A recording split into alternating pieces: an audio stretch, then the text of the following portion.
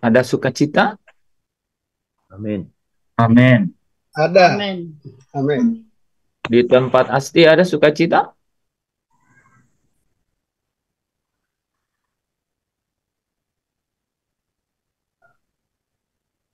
Selalu ada. Oke. Selalu ada ya. Karena sukacita itu tidak berasal dari apa yang ada di luar. Tetapi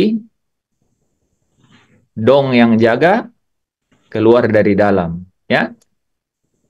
Kita yang menjaganya. Dan itu uh, dikatakan dan dicatat oleh Alkitab seperti aliran-aliran gitu, aliran-aliran air hidup. Kenapa disebut aliran-aliran air hidup, saudara? Ya, karena dia memiliki sumber. Dia memiliki sumber dan sumbernya itu dari Tuhan Yesus, ya. Sumbernya itu dari Tuhan Yesus. Kepada perempuan Samaria itu dia katakan, dan air yang aku berikan ini. Wah, luar biasa ya, saudara. Ada saudara di sini yang sudah merasakan air yang diberikan oleh Tuhan Yesus itu? Ya, ya. Boleh lambaikan tangannya yang pernah dan tetap menikmati aliran air itu. Iya. Aliran air itu, saudara, ya, tidak mungkin dan tidak dapat setiap orang-orang yang mengikuti jejaknya Kristus, hanya yang mengikuti jejaknya Kristus. Ya, hanya yang mengikuti jejaknya Kristus. Tidak mungkin akan bertahan, akan kuat, akan teguh, akan tetap setia di dalamnya kalau tidak memiliki aliran-aliran air itu. Saudara, kalau ikut Tuhan dan tidak menikmati aliran-aliran air itu, aduh saudara, itu yang Yesus bilang, come to me, datanglah kepadaku, hai kamu yang letih lesu. Artinya mencari dan tak kunjung mendapat. Itu letih lesu. Dan kemudian, hai kamu yang berbeban berat, yang kau cari, kau dapat, tapi tak puas dirimu, dan tidak dapat memuaskan itu. Dirimu tidak dapat terpuaskan olehnya. Hai kamu yang letih lesu, yang mencari tak mendapat. Hai kamu yang berbeban berat, yang terus mencari yang kamu sudah dapatkan itu. Marilah datang kepadaku. Kamu semua tidak memiliki kelegaan. Kamu gelisah dalam hidupmu. Gitu. Yesus bilang, come to me. Datanglah kepadaku. Hai kamu yang letih lesu dan berbeban berat. Aku akan memberikan anapauso, rest, kelegaan. Aku akan memberikan engkau perhentian, gitu saudara. Ya, makanya sering saya pakai ya kata-kata bahwa orang yang belum selesai dengan dirinya itu adalah orang yang belum berhenti atau menemukan pencariannya itu di dalam Kristus. Gitu. Di level manapun kita ada, gitu. Di level manapun kita ada. Makanya seorang bayi rohani itu benar-benar harus dijaga, saudara, sampai dia menemukan satu momen dalam hidupnya, yaitu perjumpaan dengan sang sumber itu. Harus ketemu itu. Sebelum dia ketemu sang sumber itu, kayak perjalanan di dunia ini itu seperti di padang gurun. Gitu. Ya, di padang gurun. Kalau tidak padang gurun yang begitu ya, yang begitu gersang di dalam hidupnya, itu adalah seperti padang gurun yang fata morgana, saudara. Yang fata morgana. Artinya seperti tidak gersang, saudara. Tetapi apa? Artinya dari luar tuh seger gitu loh, saudara. Tetapi bagian dalamnya, waduh, gurun pasir yang tak pernah sekalipun mendapatkan tetesan aliran-aliran air itu, saudara. Makanya ada banyak orang yang kemudian bunuh diri gitu, atau mencari penyelesaian hidupnya dengan cara yang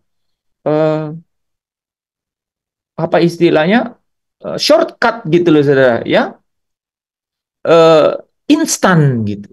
Semua cari solusi-solusi hidup yang instan. Karena apa? Karena bagian dalamnya itu padang gurun. Sekalipun saudara mungkin dari luar bisa lihat, wih, seperti hutan Amazon, ya, pohon-pohon tinggi-tinggi, hijau-hijau, terus apalagi kalau merupakan ini ya, mungkin saudara lihat seperti taman buah. Saudara pernah taman buah, segala buah ada, tapi di bagian dalam dia gersang. Ada banyak di tengah-tengah perjalanan hidup kita di dunia ini, itu pasti ketemu dengan padang gurun. Kitab Kejadian menuliskan bahwa itu seperti rumput dan semak duri, ya, seperti semak duri, seperti semak belukar, ya, rumput duri, semak belukar, sudah.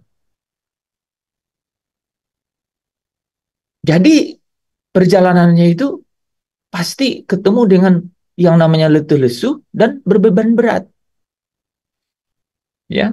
Nah, ketika uh, dunia berada di dalam keadaan yang sangat gersang itu, saudara, itu Allah dengan kasihnya, ya, itu memiliki uh, dorongan yang sangat kuat, ya, sehingga membuat perjanjian dengan umat manusia, membuat perjanjian, dan itu namanya perjanjian yang baru, yang hanya ada dan disingkapkan oleh ketika Allah sendiri mengutus anaknya yang tunggal.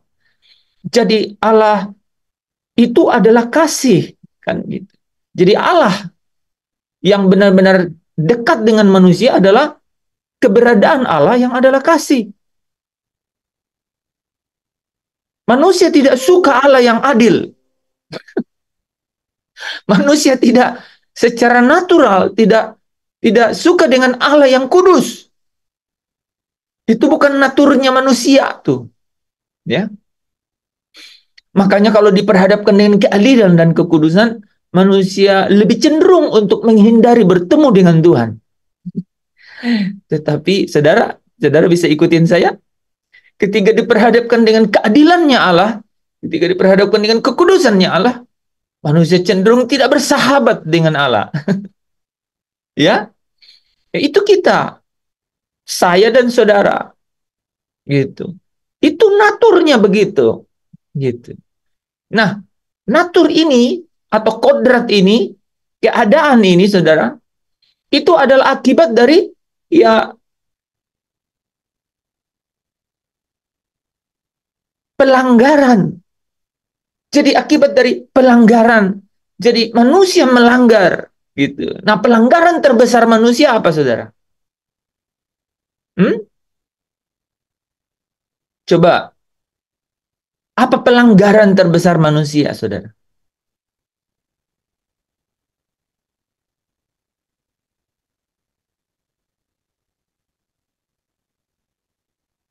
Hmm. Ini Zoom sudah hari ke 1280. Apa pelanggaran terbesar manusia?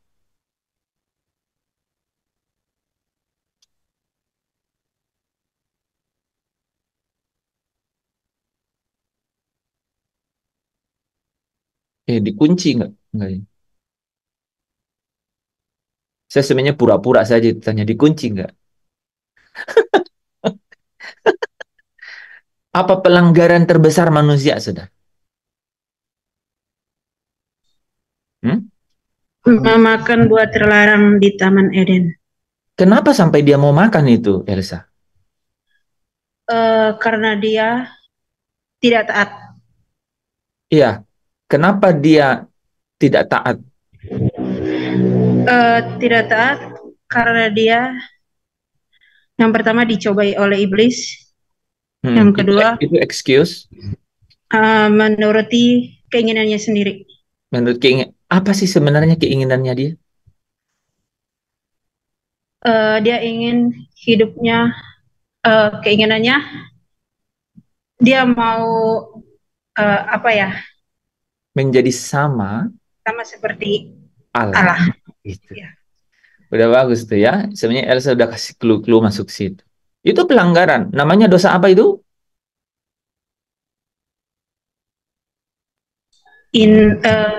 Apa ya? Dosa asal. Bukan. Di depannya S.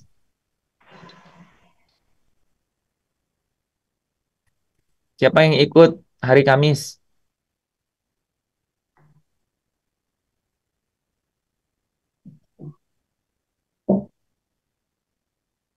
Ya kan? Ingin sama. Kan dia tergoda kan? Ya, itu namanya original sin ya. Dia original sin, dosa awal itu, ya, dia tergoda karena dia mendengar rayuan dari si iblis. Gitu. Dan iblis bilang apa? Sekali-kali tidak dalam Kejadian pasal 3. Sekali-kali tidak. Iblis memutarbalikkan kebenaran itu. Kan? Sekali-kali tidak. Kamu akan menjadi sama seperti Allah. Untung bukan kuisnya Pak Anton malam ini, Pak. Original Sin kelewat ini tahun. Hari Kamis ulang tahun. Iya, ya? Ingin sama seperti Allah. Kan? Itu dosa apa namanya? Oh, jadi original namanya dosa apa namanya? Itulah dosa awal, namanya original sin. Dosa apa? Original sin itu apa? Anti subordinasi. Ya, oke. Jadi subordinasi gitu ya. Jadi dosa anti subordinasi. Jadi subordinat itu artinya di bawah, subordinat di bawah. Tapi rupanya dia nggak mau di bawah. Dia mau sama seperti anti subordinasi, gitu kan? Jadi ini persis sama nih teman-teman kalau ini harus dari sini. Inilah dibilang manusia pertama. Ini adalah Adam pertama. Ini dibilang Adam pertama, ya. Inilah Adam pertama tuh. Tapi Adam kedua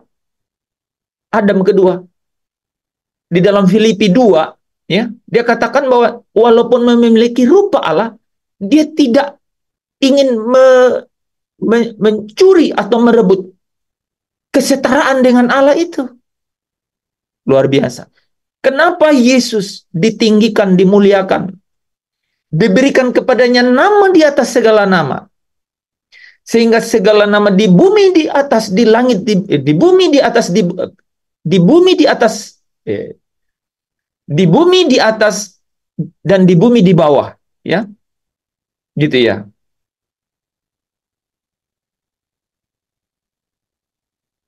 Dan segala yang ada di bumi di atas dan di bumi di bawah itu bertekuk lutut dan memanggil bahwa Yesus itu adalah Tuhan. Diberikan kepada dia nama di atas segala nama. Ya, Filipi pasal 2. Ya. Ayat yang ke-6, 7, 8, ya. Jadi di dalam terjemahan aslinya itu Saudara, walaupun di dalam morpheteos, dalam rupa Allah, ya, Adam yang pertama dalam demut dan selam, dalam gambar dan rupa, gitu. Itulah original sin. Itulah dosa awal, itulah pelanggaran yang pertama itu Saudara. Ingin menjadi sama seperti Allah, gitu. Nah, ingin menjadi sama seperti Allah ini menjadi dosa yang kemudian apa? Menjalar ke semua manusia. Menjalar. Artinya apa, Saudara? Dosa ini menjadi perseteruan, bukan persekutuan. Lawan dari seteru adalah sekutu. Ini menjadi perseteruan manusia dan Allah. Ketika manusia itu diusir dari dalam Eden.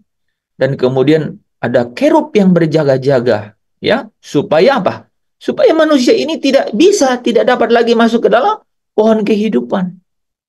Sampai satu hari nanti yang tercatat di Wahyu pasal 22 ayat 14 bahwa manusia itu kemudian dapat lagi masuk ke dalam pohon kehidupan. Rencana yang luar biasa. Itulah Allah yang penuh kasih. Kita suka Allah yang penuh kasih itu. Tetapi kasihnya Allah itu di dalam kerangka tatanan keadilannya, gitu loh, Saudara. Di dalam tatanan dan kerangka keadilannya. Dan Saudara tahu nggak? Kasih Allah di dalam keadilannya itu adalah kekudusannya, Saudara. Itu adalah kekudusannya. Jadi kenapa keadilan Allah perlu? Karena dalam kasihnya Allah itu adalah the Holy One. Allah itu kudus. Saudara manusia melanggar, tidak dapat mendekati Allah yang adalah yang kudus. Sehingga salah satu-satunya cara eksistensi ilahi yang kemudian dapat menyambungkan manusia dengan Allah kembali adalah keadilannya Allah. Itu luar biasa, saudara. Dan untuk mengeksekusi keadilannya Allah ini, Allah memberikan kemurahannya. Makanya kita Roma mencatat, maukah engkau menganggap sepi kemurahannya Allah itu, kesabarannya itu yang telah memanggil engkau, gitu. Jadi kita harus benar-benar menghargai, menaruh nilai tinggi. Jadi kalau kita bilang, ku sembah kau ya Allahku, itu bukan melankolis atau rasa aja, saudara, bukan. Tapi menaruh dia di tempat yang layak. Saudara, worship itu dari kata apa? Layak, gitu ya, layak. Jadi membuat sesuatu di tempat layak. Worship, mengusahakan sesuatu di tempat yang layak, gitu. Itulah penyembahan, menaruh Allah di tempat yang layak bagi dia. Dan kelayakannya Allah itu adalah the Holy One, dia yang kudus, gitu. Kekudusannya itu, saudara, itu supaya manusia dapat menjangkau kekudusannya itu keadilannya itu harus diterapkan, harus dinyatakan keadilannya itu. Kenapa, saudara? Karena ternyata faktanya adalah dosa yang melanggar, ya, dosa yang lahir dari pelanggaran Adam yang pertama, yaitu manusia yang pertama itu menjalar ke semua umat manusia. Itu original sin, ya, dan original sins itu adalah anti subordinate. Jadi ingin sama dengan Allah, padahal harusnya dia adalah hambanya Allah. Ya kan? Mana ada hamba yang lebih besar dari tuannya? Mana ada orang yang diutus lebih besar daripada yang mengutusnya?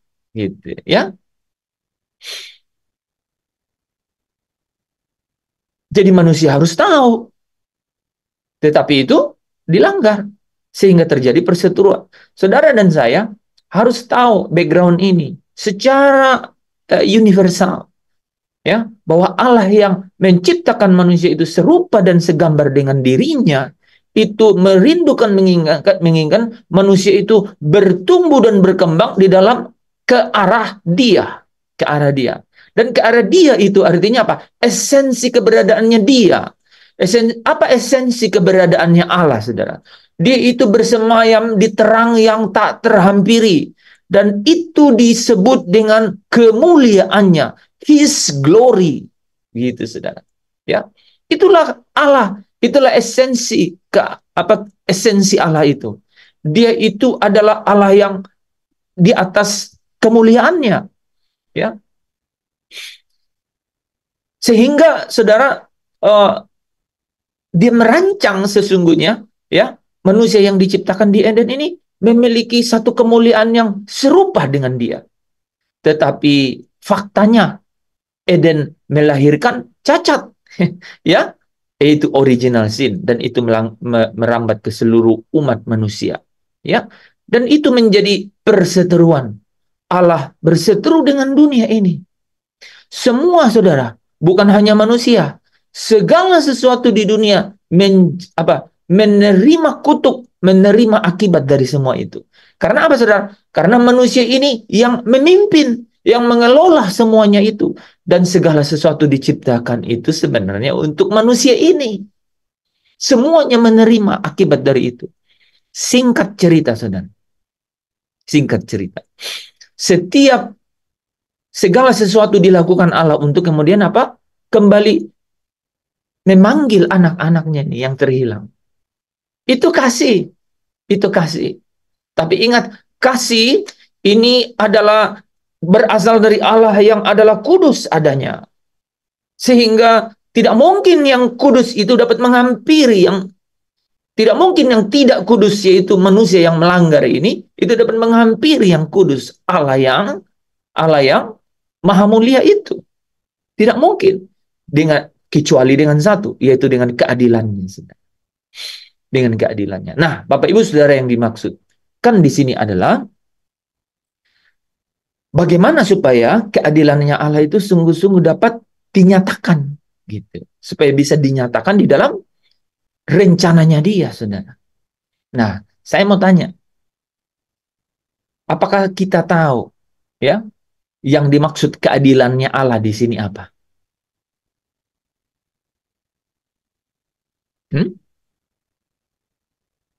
Kita udah pernah belajar ini, bahkan pernah jadi soal kuis.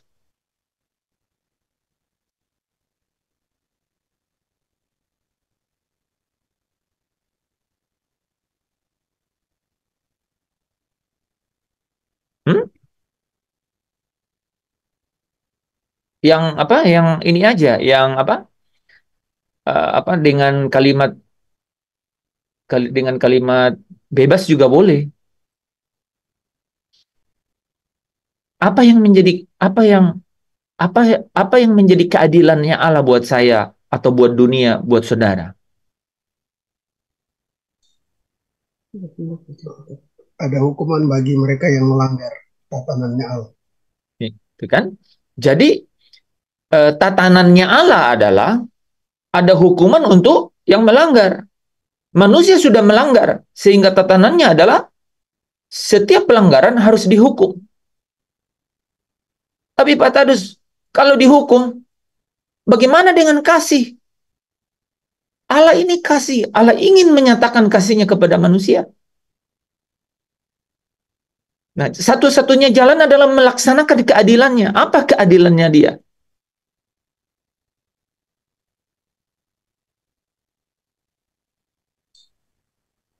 Mengorbankan Yesus. Betul. Iya. Ya.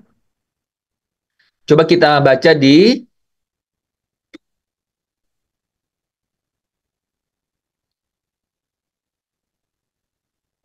siapa yang mau baca nih?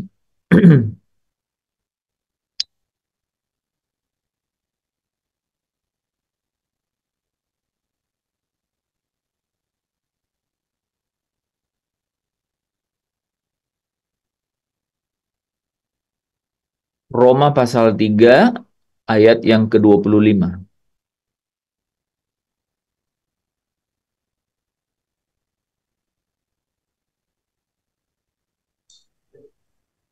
Roma pasal 3 ayat yang ke-25, demikian firman Tuhan. Kristus Yesus telah ditentukan Allah menjadi jalan pendamaian karena iman dalam darahnya. Hal ini dibuatnya untuk menunjukkan keadilannya, karena Ia telah membiarkan dosa-dosa yang telah terjadi dahulu pada masa kesabarannya. Luar biasa ya. Siapa yang diberkati dengan firman itu, boleh lambaikan tangan. Jadi saudara harus paham tatanan ini. Gitu. Allah itu penuh kasih, diciptakannya manusia dengan gambar dan rupanya. Tetapi karena manusia ini melanggar, saudara, maka harus ada hukuman untuk pelanggaran itu. Pelanggaran ini membuat manusia dalam keadaan yang tidak kudus, sementara Allah itu adalah kudus. Tidak dapat berhubungan dengan Allah lagi manusia ini. Allah dan manusia di dalam perseteruan. Allah hidup di dalam perseteruan dengan manusia, dengan dunia ini. Karena apa? Karena Allah itu kudus. Satu-satunya cara, gitu saudara. Menarik itu. Satu-satunya cara adalah bagaimana caranya menyatakan keadilannya, yaitu menghukum pelanggaran itu. Harus dihukum pelanggaran itu. Ya, harus dihukum pelanggaran itu. Ini yang disebutkan di Roma pasal 3 ayat 25 ini, saudara. Kristus Yesus telah ditentukan Allah. Jadi Allah yang tentukan, saudara. Ya, bukan orang Yahudi yang kemudian berencana, ya, mempunyai inisiatif atau kemudian merekayasa untuk kemudian Yesus terbunuh. Enggak, Allah yang tentukan, saudara. Satu, kedua, bukan karena Yudas sehingga Yesus mati, saudara. Ya, tapi Allah yang tentukan. Untuk apa, saudara? Untuk menjadi jalan pendamaian. Ya, karena apa? Karena ketika dosa menjalar ke seluruh umat manusia, maka manusia hidup dalam perseteruan dengan Allah.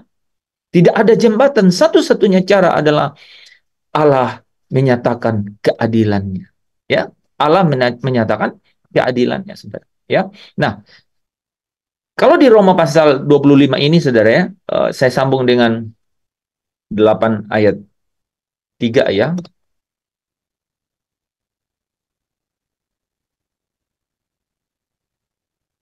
Ini penting, saudara ya. Jadi jalan masuknya di sini nih. Jalan masuknya di sini. Kita akan mengerti nanti bagaimana kita hidup mengikuti jejaknya Kristus. Ya. Jadi Kristus telah ditentukan Allah menjadi jalan pendamaian.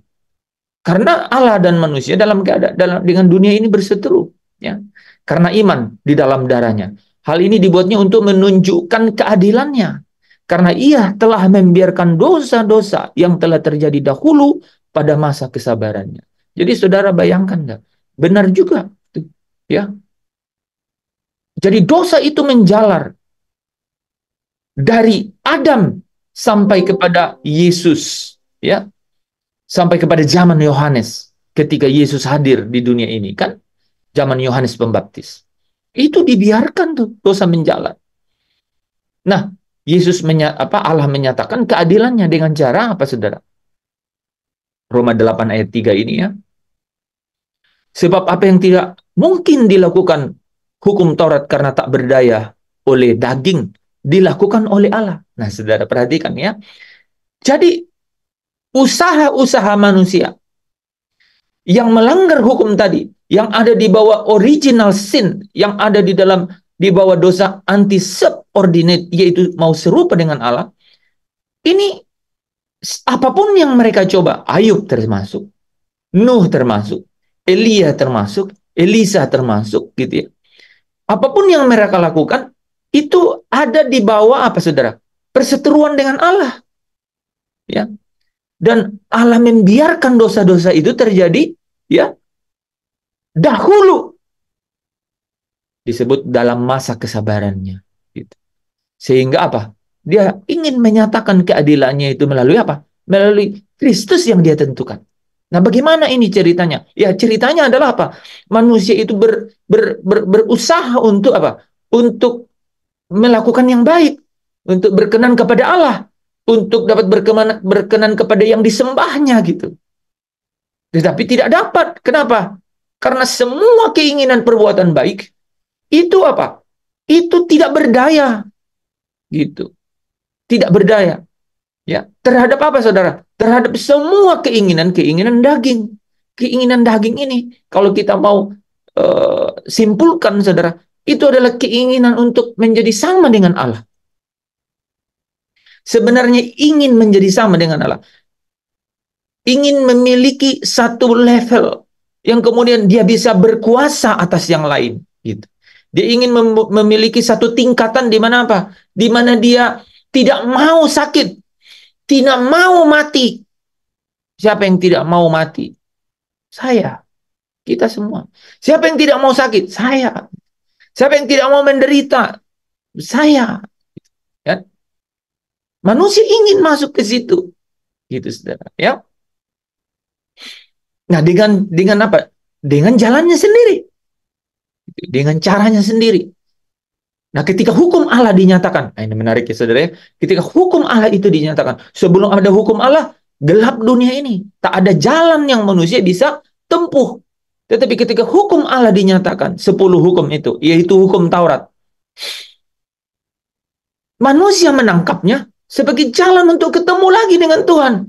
Salah tangkap lagi, saudara. Dia ingin pakai untuk segala ritualitas, segala tata cara agamawi, hari raya, korban, makanan haram dan tidak haram. Dia mencoba untuk 613 miftats, gitu, miftats, yaitu ketentuan-ketentuan yang dibangun oleh rabi-rabi Yahudi di samping 10 untuk menjaga 10 hukum, untuk menjaga 10 dekalog, 10 hukum, yaitu dekalog, ya, 10 logosnya Tuhan. Itu dibangun oleh rabi-rabi Yahudi untuk menjaga itu. Dan mereka berpikir bahwa dengan melakukan itu, mereka mampu untuk kemudian datang kepada Allah. Ternyata, saudara, mereka gagal. Itu yang disebut di Roma pasal 8 ayat 3 ini, bahwa apa yang tidak mungkin dilakukan hukum Taurat, tidak mungkin melakukan perbuatan-perbuatan baik. Kalau saudara ingat, pemuda yang kaya itu datang kepada Yesus, perbuatan baik apakah yang harus kulakukan? Yesus bilang, lakukanlah perintah-perintah Allah. Tapi ketika Yesus mengatakan, jika engkau hendak sempurna, dia pergi dengan sangat sedih. Karena tidak berdaya, karena di dalam dirinya ada daging, keinginan daging, ada hukum-hukum lain yang bekerja di dalam dagingnya. Yang kemudian hukum ini berjuang melawan apa yang ada di dalam akal budinya. Saudara, pemimpin yang kaya yang muda ini, di dalam akal budinya, dia belum penuh dengan pengetahuan akan kebenaran, yaitu kabar baik daripada Kristus itu. Sehingga sekalipun mereka membaca perjanjian lama sampai hari ini, ketika surat Roma itu ditulis, saudara ya, ketika surat kepada jemaat di Korintus itu ditulis, mereka tidak dapat mengerti. Itu. Ada selubung yang menutupi hati dan pikiran mereka. Karena hanya Kristus yang dapat menyingkapkan. Nah, Allah tahu itu tatanannya, Allah tahu itu adalah keadaannya. Banyak orang yang bersilat lidah di sekitar kebenaran ini, saudara, gitu. Dan saudara bisa lihat ada banyak agama, aliran, sekte yang kemudian mencoba membangun diri, mengkonsolidasi diri. Untuk apa, saudara? Untuk sebenarnya tidak setuju dengan ini. Dia ingin menemukan satu jalan untuk apa? Untuk seolah-olah ada jalan untuk ketemu dengan Allah tanpa jalannya Allah itu sendiri, saudara. Ada jalan untuk sampai kepada Allah di mana yang bukan jalannya Allah itu sendiri, saudara. Mereka tidak tahu bahwa satu-satunya jalan Allah itu adalah Allah menentukan Yesus. Allah menentukan Kristus Yesus untuk menjadi jalan pendamaian. Tidak ada jalan lain. Disinilah Kristus bisa berkata, akulah jalan dan kebenaran dan hidup. Dan tidak ada seorang pun datang kepada Bapa kalau tidak melalui aku. Karena apa, saudara? Karena memang Bapa, yaitu Allah Bapa, yang menentukan Yesus menjadi jalan pendamaian. Dan Allah menentukan Kristus Yesus menjadi jalan pendamaian dengan cara. Caranya gimana, Pak? Roma 8 ayat 3. Dengan mengutus Yesus sendiri di dalam daging. Jadi anak Allah itu menjadi anak manusia yang oleh Roh Kudus mengandung dari perawan Maria dan lahir. Yang kudus dari Allah, dikatakan. Yang kudus dari Allah. Dialah anak Allah. Dia lahir sebagai anak manusia. Dikatakan sendiri, saudara, di dalam daging. Yang serupa dengan daging, saudara. Yang serupa dengan daging.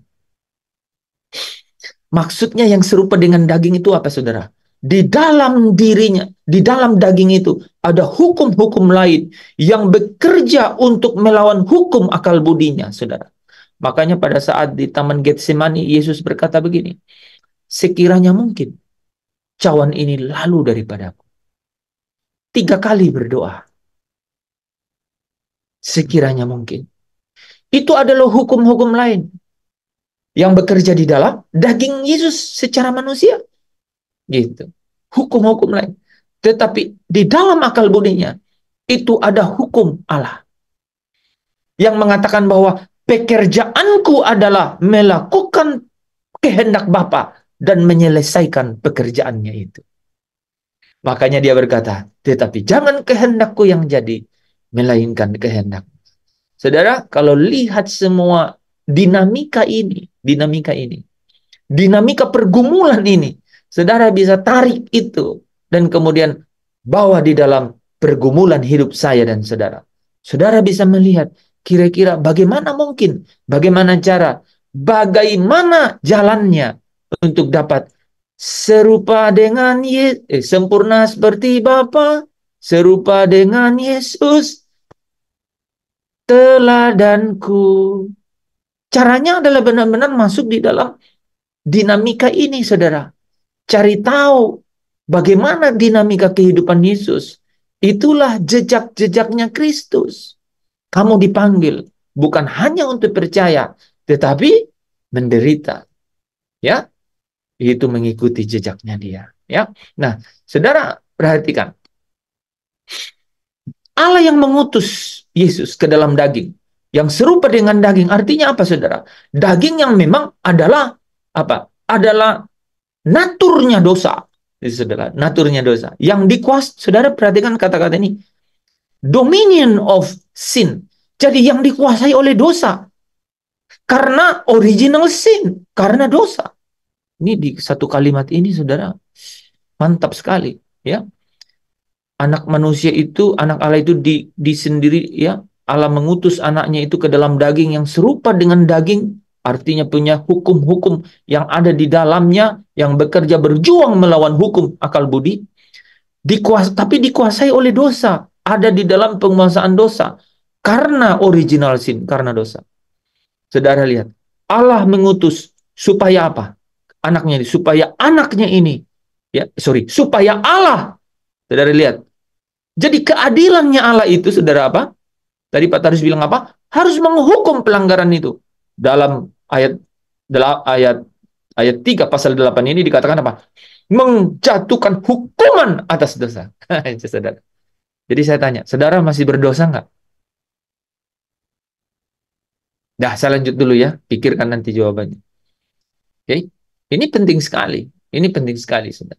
Ya, saudara akan mengerti yang namanya anugerah, kasih karunia, sehingga apa? Ini semua akar dari sukacita itu. If you go in details, katanya kalau kamu masuk ke dalam dinamika yang detail ini akan menemukan kebenaran yang luar biasa di situ. Ya, Ia telah menjatuhkan hukuman atas dosa itu di dalam daging. Luar biasa. Saudara, saya ulangi. Jadi, manusia pertama melanggar, saudara. Apakah manusia pertama melanggar itu langsung mati, saudara? Kan Allah bilang, kalau kamu memakannya, kamu mati. Saya tanya, apakah manusia pertama yang melanggar itu mati nggak, saudara? Tidak.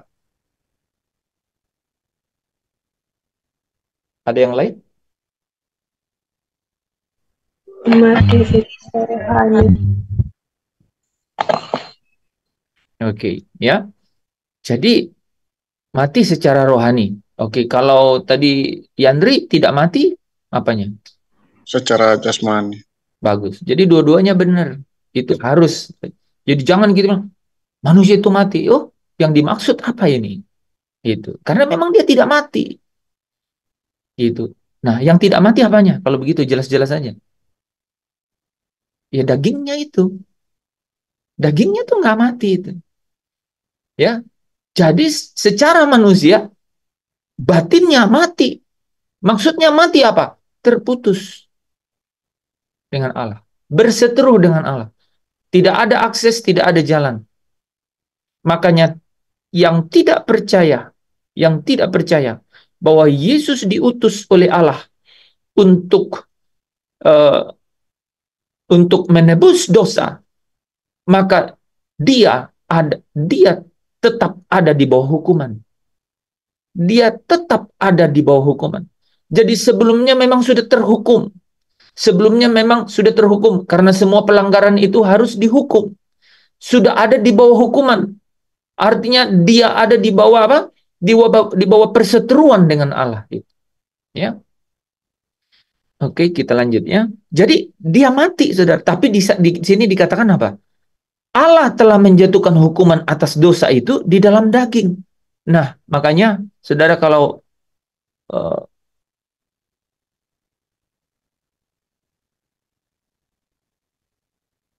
coba baca 1 Petrus 3 ayat 18. Saya munculin aja ya. Coba lihat ya, saudara. 1 Petrus 3 ayat 18. Sebab juga Kristus telah mati Saudara ya. Jadi ini agak loncat ya. Jadi Allah menjatuhkan hukuman, ya. Allah menjatuhkan hukuman atas dosa. Saudara ya, atas dosa yang ada di dalam daging. Saudara bayangkan ya. Di dalam daging dengan cara apa? Dengan cara apa, saudara? Kristus yang mati. Ya, Kristus yang mati. Ya. Kristus telah mati sekali untuk segala dosa. Karena apa? Dia dihukum. Dia ada di dalam daging, dihukum itu. Ia yang benar untuk orang-orang yang tidak benar. Supaya ia, apa saudara? Membawa kita kepada Allah. Dia jalan masuk kepada Allah. Dia jalan masuk untuk datang kepada Allah. Gitu. Amin. Ya. Jadi ketika Yesus, ya, yang ditentukan Allah ini, saudara, untuk menanggung semua hukuman karena pelanggaran itu, maka Allah menyatakan keadilannya. Ketika Allah menyatakan keadilannya, maka ada pendamaian lewat Kristus itu, saudara. Ya, nah ini sangat penting karena maka terbukalah tabir, terbukalah selubung itu. Setiap orang yang kemudian percaya, maka dia bisa melihat, ya, bahwa ada pengharapan di balik itu. Makanya 1 Yohanes 4 ayat 10 menyatakan begini, inilah kasih itu. Jadi kalau dibilang kita tadi, Allah itu kasih, kita sekarang bisa menikmati kasih itu. Ketika Allah menyatakan keadilannya melalui apa? Melalui Kristus yang dijatuhkan hukuman dosa itu di dalam dia. Satu kali katanya. Ya, ini yang saudara harus hafal nih. Kristus telah mati sekali untuk segala dosa. Saudara lihat ya. Sekali untuk segala dosa. Pak, kalau besok saya dosa gimana? Yesus mati untuk itu juga. Harus benar-benar tahu itu, harus punya terima itu. Jadi besok saya buat dosa aja Pak, karena Yesus sudah tanggung semua dosa itu. Sebelum saya jawab, engkau akan tahu konsekuensinya kalau kau berkata begitu. Ya, oke, tidak perlu saya jawab sekarang ya. Tapi kalau kau berdosa, ya, kalau kau berdosa, Pak, kalau saya bandel-bandel gitu berdosa, apakah tetap diampuni Yesus? Apakah tetap diampuni Yesus? Ini ada orang nih ditegur bandel buat dosa lagi, ada ditegur buat dosa lagi. Kira-kira masuk nggak diampuni di sini? Tetap diampuni. Tetap diampuni. Nggak ada pengecualian. Ya, nggak ada pengecualian. Oke? Ya, ini catat itu supaya bisa jadi bahan diskusi nanti tanya jawab ya. Simpan itu supaya saudara penasaran di situ. Tapi saudara pada saat bilang, kalau begitu saya buat dosa lagi. Wah, saudara menjadi bergemetar kan? Karena memang di situ ada sesuatu, ya. Oke, kita sambung sedikit saja ya, karena ini sudah jam yang kayaknya Ko Afi udah punya pertanyaan banyak, ya. Oke, tapi ini penting sekali, saudara. Jadi kemudian apa dikatakan? Inilah kasih itu, ya, kasih yang kita bilang Allah itu maha kasih, kan? Gitu. Kasih itu hadir karena ada pendamaian. Karena ada pendamaian, ya. Jadi inilah kasih itu, bukan kita yang telah mengasihi Allah. Kita tidak mungkin dapat, ya, datang kepada Allah. Tetapi apa katanya? Kristus yang karena dia mati, ia membawa kita kepada Allah. Ingat itu? Oke? Dia yang membawa kita bisa datang kepada Allah.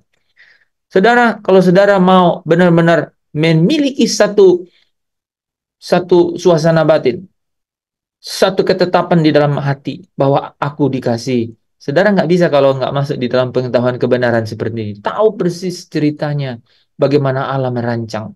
Saudara akan kemudian bilang, betapa aku tidak mungkin menganggap sia-sia segala kemurahan, kesabarannya Allah itu melakukan semua ini. Ya, inilah kasih itu, bahwa kita yang bukan kita yang telah mengasihi Allah, tetapi Allah yang telah mengasihi kita. Dengan cara apa? Yang telah mengutus anaknya menjadi apa, saudara? Pendamaian bagi dosa-dosa kita. Kenapa dibilang pendamaian bagi dosa-dosa kita? Langsung jawab. Karena kita seteru dengan Allah. Iya, menjadi pendamaian bagi dosa-dosa kita. Kok dibilang sudah damai kita bagi dosa-dosa kita? Kok bisa? Kan ini, pendamaian bagi dosa-dosa kita. Kenapa bisa terjadi pendamaian itu? Kenapa? Karena Yesuslah jalan pendamaian itu. Karena Allah telah menjatuhkan hukuman itu. Orang kan lupa tuh. Terus jadi nanti gimana dong? Aku dihukum. Loh, Allah udah menjatuhkan hukuman itu di dalam daging di atas Yesus. Jadi ini pola pikirnya benar-benar berbeda nih.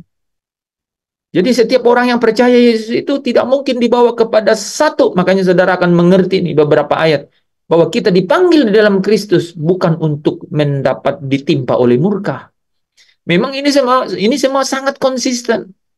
Sangat konsisten. Firman ini saudara berbicara. Ya. Hukuman itu ditanggung. Kenapa dibilang pendamaian untuk dosa? Karena Allah telah menjatuhkan hukuman itu kepada Yesus di dalam daging.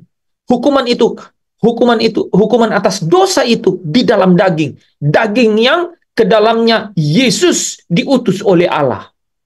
Yang di dalam daging itu ada dosa karena dosa original sin, dosa awal. Sebenarnya Paulus hebat sekali itu.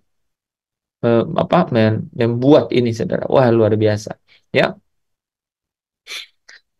Jadi kembali ya. Jadi Allah yang mengasihi kita dengan cara apa? Mengutus anaknya sebagai pendamaian bagi dosa. Karena kasihnya dia nggak mungkin nyampe nih kalau kita tidak berdamai. Ya. Nah, 2 Korintus 5 ayat 19 ini kesimpulan, saudara. Ya.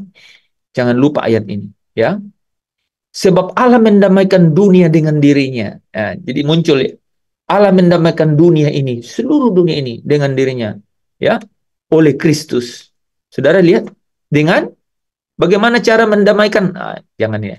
Bagaimana cara mendamaikan, Allah mendamaikan dirinya dengan dunia? Di dalam diri Kristus? Dengan tidak memperhitungkan pelanggaran mereka. Siapa yang merasa diberkati dengan itu? Hah? Iya, lu melanggar nggak? Lu melanggar nggak? Lu melanggar. Original sin, setiap hari kau melanggar. Tapi firman ini berkata, pelanggaranmu tidak diperhitungkan. Loh, yang mau terima angkat tangan. Alkitab bilang, pelanggaranmu tidak diperhitungkan. Orang yang bertumbuh di dalam anugerah, di dalam grace, itu ke arah kemuliaan. Tetapi orang yang bertumbuh di bawah bayang-bayang hukum, bayang-bayang hukuman, itu akan tumbuh dalam kutukan terhadap dirinya. Dia akan berjuang di dalam dirinya. Dia akan berjuang dengan si iblis yang terus mendakwa dia. Tetapi orang yang bertumbuh di dalam anugerah, di dalam kasih karunia, dia akan bertumbuh ke arah kemuliaan. Saya berani berkata begini, saudara, karena berpuluh-puluh seri kemuliaan kita udah bahas. Saya tiarap ke bawah untuk saudara melihat, ini apakah kemuliaan ini adalah sesuatu yang hanya melayang-layang di atas langit. Ya, tapi sudah ini kita bawa dari basic ini, dari dasar nih. Ya. Ku takkan lupa kasihnya. Saudara kalau bilang aku tidak akan lupa akan kasihnya. Ada satu lagi nih, saudara. Ada satu lagi. Ini pas banget. Orang yang perjamuan kudus, ini saya benar-benar sering ingatkan. Orang yang perjamuan kudus itu dibilang gini. Ketika kamu melakukan ini, kamu memperingati apa? Kamu mengingat apa, saudara? Mengingat apa? Kematian. Dosa-dosamu? Kematian. Kematian. Kematiannya itu lambang apa? Kematiannya Yesus lambang apa? Ayo, udah dibaca tadi? 1 Petrus 3 kan? Kematiannya Yesus lambang apa? Pendamaian. Pendamaian. Pendamaian untuk apa? 1 Yohanes 4? Untuk dosa-dosa. Kok bisa pendamaian untuk dosa-dosa? Karena Allah sudah menghukum dosa di dalam dagingnya Yesus. Itu nggak boleh ketukar-tukar tuh. Dan dengan itu, pelanggaranmu tidak diperhitungkan. You in grace. Engkau di dalam anugerah. Engkau di atas kasih karunia. Dan oleh kasih karunia itu, maka Roma 5 baru muncul. Kita bermegah di dalam pengharapan untuk menerima kemuliaan Allah. Jadi tidak mungkin orang menerima kemuliaan tidak di atas kasih karunia. Tapi how you can achieve, mencapai, bagaimana kau bisa mencapai kemuliaan kalau kau tak mengerti kasih karunia itu bagaimana datangnya gitu. Nggak bisa. Makanya banyak orang yang merasa tidak dikasihi. Tadi Pastor Lepri udah cerita beberapa kali ya, Zoom beberapa hari ini. You harus benar-benar tahu bahwa you are the loved one, the loved one. Kamu itu adalah orang-orang dikasih. You bisa buktiin enggak kamu orang dikasih? Yang seharusnya tidak dikasihi tapi mendapat belas kasihan. Kita harus ngerti itu. Karena pelanggaran-pelanggaran tidak diperhitungkan. Bapak Ibu Saudara yang dikasihi Tuhan. Itulah kenapa Roma 5 ayat 1 berkata begini. Dan ini luar biasa. Ini luar biasa. Sebab kita yang dibenarkan karena iman. Apa katanya saudara? Ini kenapa ada ini? Oke. Sebab kita yang dibenarkan karena iman. Kita apa? Live in peace. Ya, hidup dalam damai sejahtera dengan Allah. Oleh karena Tuhan kita Yesus Kristus. Jadi ini akibat langsung nih saudara. Ya, inilah yang saya sebenarnya bawa kita untuk mengerti ini saudara ya. Saya sengaja bawa saudara ke situ untuk mengerti mengenai ini.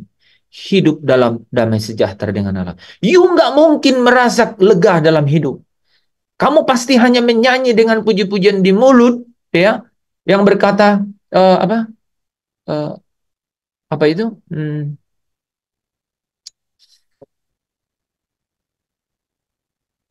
Jadi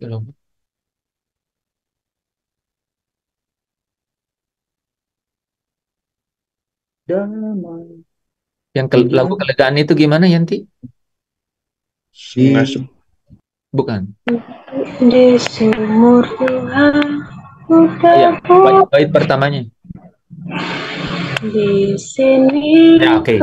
Di sini kau beri kelegaan. Kalau saudara nggak mengerti bahwa saudara hidup dalam damai sejahtera dengan Allah, itu kelegaan gambarannya di situ itu persis dengan lagu-lagu dunia yang membawa saudara kepada angin-angin pantai yang meliuk-liuk gitu. Itu yang saudara akan miliki fantasi dan gambarannya. Berbeda sekali dengan kelegaan yang dimaksudkan Yesus di sini. Kelegaan yang Yesus maksudkan di Matius 11 ayat 28 itu, come to me, datanglah kepadaku, maka aku akan memberikan kepadamu kelegaan. Yang dimaksudkannya adalah you hidup in peace with God. Kau hidup dalam damai sejahtera dengan Allah. Karena pelanggaran-pelanggaranmu itu tidak diperhitungkan. Why? Kenapa? Karena ada pendamaian untuk dosa-dosamu. Kenapa? Karena ada Allah yang menghukum, menjatuhkan hukuman atas dosa itu di dalam Kristus. Sehingga engkau dapat layak. Engkau layak. Ini yang dimaksudkan nih saudara di dalam Kolose 1 ayat 22. Ini hasil yang luar biasa. Kolose 1 ayat 22 berkata begini saudara. Ya. Sekarang diperdamaikannya di dalam tubuh jasmania Kristus oleh kematiannya. Saudara kalau lihat ini. Ayat ini tuh kayak rangkuman dari atas tadi nih. Jadi kita diperdamaikan ini. Saudara ya. Jadi kita diperdamaikan oleh Allah. Diperdamaikan oleh Allah. Di dalam apa saudara? Dagingnya Kristus. Saudara, ya di dalam tubuh jasmani Kristus. Tadi kalau Yandri bilang dia masih hidup tuh secara jasmani, ya. Secara jasmani dia masih hidup. Tapi di dalam tubuh jasmani itu sebenarnya ada dosa, natur dosa. Nah, dengan Allah mengutus Yesus ke dalam daging itu, maka Allah menjatuhkan hukuman. Allah menjatuhkan hukuman kepada dosa yang ada di dalam daging itu. Sehingga pelanggaranmu itu tidak diperhitungkan. Ini yang menarik, saudara, ya. Jadi di dalam tubuh jasmani Kristus oleh kematiannya kita diberdamaikan. Untuk apa? Untuk apa? Ini di sini. Untuk menempatkan kamu kudus sehingga kau bisa mendapat akses kepada the Holy One, yaitu yang kudus Allah itu, saudara. Ini akhir dari cerita itu, ya. Di tempat kamu kudus, tak bercelah dan tak bercacat di hadapannya dia. Saudara mungkin bertanya gini, dan mungkin sering mendengar pertanyaan, kenapa orang penjahat yang di samping Yesus itu bisa masuk Firdaus, ya? Saudara mau jawab nggak? Apa? Kenapa? Karena dia mendapat kasih karunia. Kasih karunia itu apa, saudara? Bebas, apa? Saya ingin mencari jawaban yang saya cari. Kasih karunia itu apa? Pemberian yang cuma-cuma. Luar biasa. Ganti Pak, kata kalimat terakhirnya apa? Pemberian? Yang cuma-cuma. Atau Pemberian? Efesus 2 bilang apa? pemberian Allah. Pemberian Allah. Ingat ya. Jadi saya dan saudara nih kalau disuruh jelaskan apa yang dimaksud dengan kasih karunia adalah pemberian Allah, itu kutip semua ini tadi dari 1 jam terakhir. Pemberian Allah, karena Allah yang menentukan Yesus. Allah tentukan Yesus supaya semua pelanggaran yang manusia lakukan itu, yaitu dosa namanya, itu Allah menjatuhkan hukuman atas dosa di dalam dagingnya Yesus secara jasmania. Untuk apa, saudara, katanya? Untuk menempatkan kamu itu kudus, tak bercacat dan tak bercela di hadapannya Allah. Kalau Allah melihat kita, Allah melihat Yesus. Saya ulang, saudara. Kalau Allah melihat kita, Allah melihat Yesus. Di dalam Yesuslah Allah bisa menerima saya dan saudara. Allah bisa menerima saya dan saudara. Itu kenapa kita harus benar-benar dengan penuh ketulusan dan dengan penuh tekad yang kuat untuk berkata, ku mau sepertimu Yesus. Disempurnakan selalu. Karena apa? Karena Yesus mau. Dia yang sulung. Kita juga serupa dengan dia. Kitalah anak-anaknya. Kita adalah saudara-saudaranya. Itu yang Yesus mau. Itu yang Yesus ingini, saudara. Jadi kalau kita berkata, ku mau sepertimu, Yesus, disempurnakan selalu. Kita ingat nih cerita. Aduh, God, ya, my Lord, gitu ya, my Lord. Ya Tuanku, ya Tuhanku, ya majikanku. Tahu nggak, saudara, Tuhan, majikan itu apa? Pemilik hidupmu.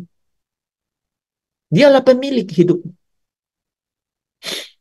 Ya, dialah pemilik hidup. Sehingga apa? Sehingga harusnya agenda hidup kita itu adalah agendanya dia.